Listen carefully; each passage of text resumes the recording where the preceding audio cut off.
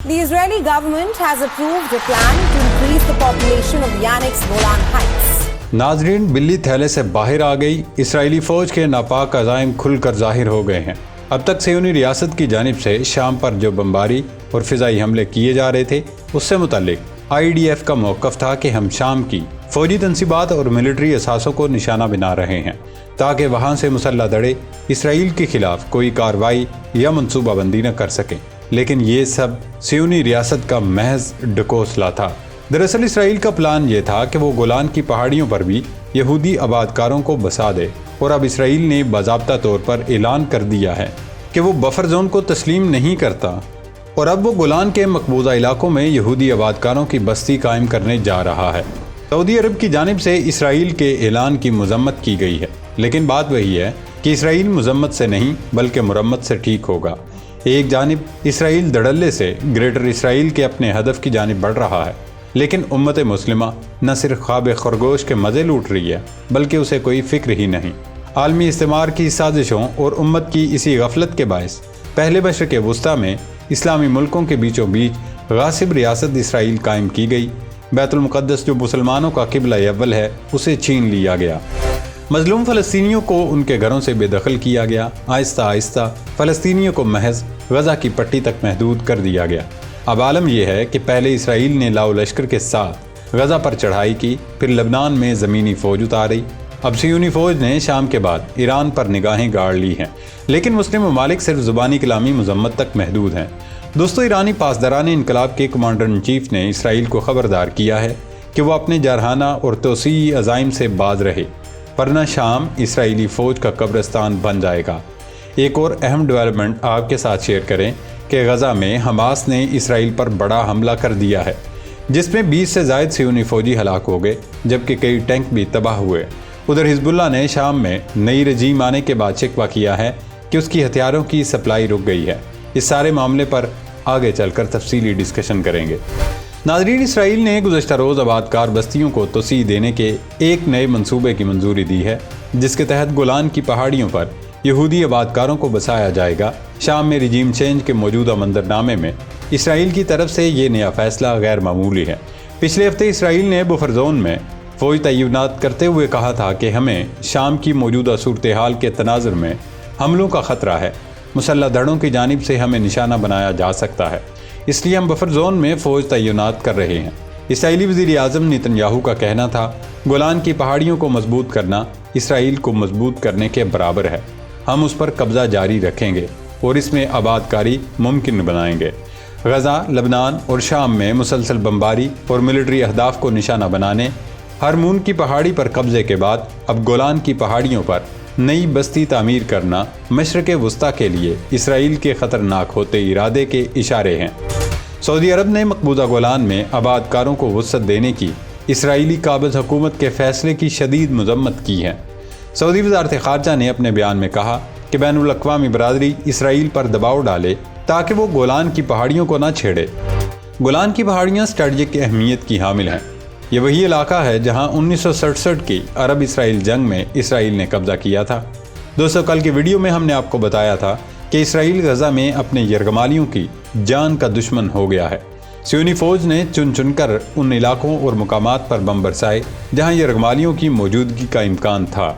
आज सुबह एक बार फिर सियोनी फ़ौज जबालिया में सर्च ऑपरेशन के लिए जा रही थी कि घात लगाए सरफरोशों ने दस्ती बमों और रॉकेटों से इसराइली फ़ौज पर ऐसा भरपूर हमला किया कि उन्हें संभलने का मौका भी नहीं मिल सका।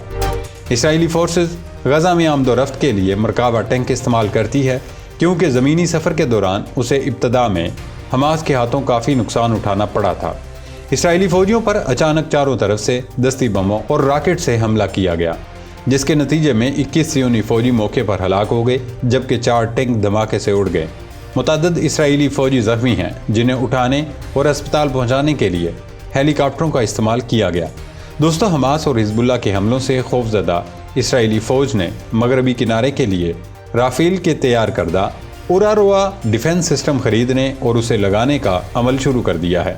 सियोनी फ़ौज उनमें से दर्जनों सिस्टम्स को अहम मकामात, कंट्रोल साइट्स और बस्तियों के दाखिली रास्तों पर लगाने की मनसूबाबंदी कर रही है। इसराइली हुकाम का कहना है कि हिजबुल्लाह और हमास के हालिया हमलों के पेश नज़र آئرن ڈوم، ڈیوڈ سلنگ سمیت پہلے سے موجود دفاعی نظام اتنے کارآمد ثابت نہیں ہوئے۔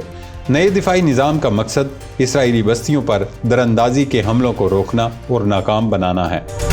جہاں تک تعلق ہے اس سوال کا کہ یہ ڈیفنس سسٹم کیسے کام کرتا ہے، تو اس کا جواب یہ ہے کہ اوراروا سسٹم ایک واچ ٹاور اور فائرنگ کے نظام پر مشتمل ہوتا ہے، جسے دیکھنے والوں کے ذریعے دور سے کنٹرول کیا جاتا ہے۔ جو بھی باڑ کے قریب آتا ہے، یہ نگران اس پر گولی چلا سکتا ہے۔ فوج اسے کئی سالوں سے استعمال کر رہی ہے، لیکن 2008 سے یہ صرف غزہ کی پٹی کے ارد گرد تعینات ہے۔ اسرائیلی آرمی ریڈیو کے مطابق 7 اکتوبر 2023 کو آپریشن طوفان الاقصی کے موقع پر یہ سسٹم جزوی طور پر متاثر ہوا تھا، کیونکہ حملے کے آغاز میں حماس نے حملہ آور ڈرونز کا استعمال کرتے ہوئے انہیں ناکارہ کر دیا تھا۔ اس لیے یہ سسٹمز غزہ کی پٹی سے اسرائیل میں گھسنے والے جان بازوں کو روکنے میں ناکام ہو گئے تھے۔ ان سسٹمز میں چند ہی ایسے تھے جو حملے کے آغاز میں متاثر نہیں ہوئے تھے اور انہوں نے فائرنگ کی، جس سے غزہ اور مغربی کنارے میں حماس کے کچھ ارکان زخمی ہوئے تھے۔ اسرائیلی حکام کا کہنا ہے کہ پہلے مرحلے میں زیادہ خطرے والے علاقوں میں اس سسٹم کی تنصیب کی جائے گی۔ دیکھتے ہیں یہ سسٹم کس حد تک مؤثر ثابت ہوگا۔ ناظرین، چلتے چلتے شام سے متعلق تازہ ترین پیش رفت کا ذکر کرتے ہیں۔ شام میں بشار رجیم کی تبدیلی کے بعد اب مسلح دھڑوں کو قبولیت ملنا شروع ہو گئی ہے۔ امریکہ کی جانب سے شامی اپوزیشن یا مسلح دھڑوں سے پہلا باضابطہ رابطہ کر لیا گیا ہے۔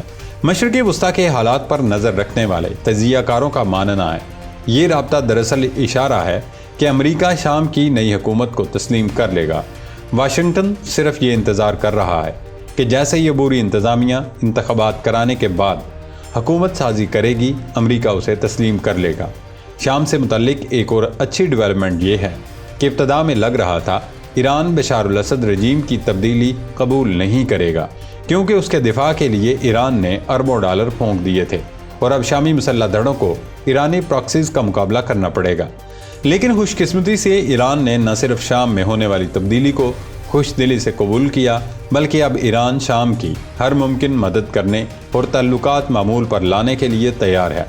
ایران ترکیہ کے ساتھ مل کر شام میں نہ صرف مستحکم حکومت قائم کرنا چاہتا ہے، بلکہ شام کے محاذ پر ہی بدمست صہیونی ریاست کو روکنے اور لگام ڈالنے کا خواہش مند ہے۔ سپاہی پاسداران انقلاب اسلامی کے commander in chief major general Hossein Salami نے تہران میں تقریب سے خطاب میں اپنے عزائم ظاہر کر دیے۔ انہوں نے کہا، غیر ملکی طاقتیں شام میں آگ بھڑکا رہی ہیں، جس طرح بھوکے بیڑیوں کی طرح صحرا میں ایک اکیلے ہرن کی جان پر گرے اور اس کے جسم کا ایک ایک ٹکڑا کاٹ رہے ہیں۔